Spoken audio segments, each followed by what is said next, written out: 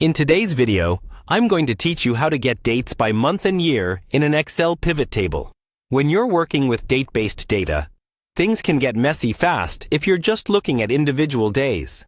Often, what you really care about is the bigger picture. Totals by month, trends by year, or comparisons from one period to another. That's where grouping dates in a pivot table becomes really powerful. In this walkthrough, I'll guide you step by step so you can quickly transform a long list of daily dates into a clean, summarized view by month and year. First, make sure your data is set up correctly. Your dates should be in a single column, and they need to be actual Excel dates, not text that just looks like a date. A quick way to check is to change the cell format to a different date style. If it updates, you're good. If it doesn't, you may need to convert that column to proper date values before using a pivot table. Next, select any cell inside your data range. Go to the Insert tab on the ribbon and choose Pivot Table. In the dialog box, confirm the table or range that Excel has detected. Usually it picks this up automatically, but give it a quick look to be sure everything is included.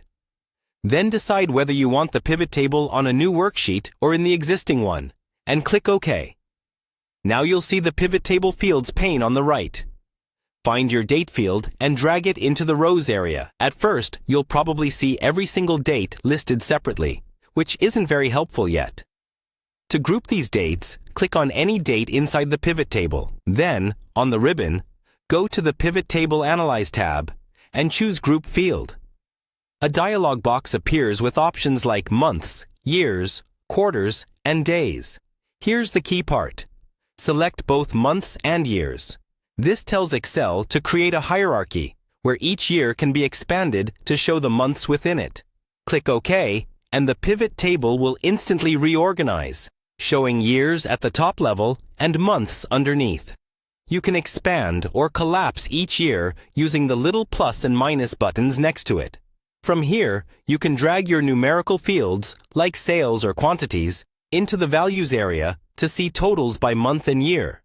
If you want to fine-tune the layout, you can switch between different report layouts or sort your months and years to match your preferred view. And that's it. You now have a clear, dynamic summary of your data by month and year using an Excel pivot table.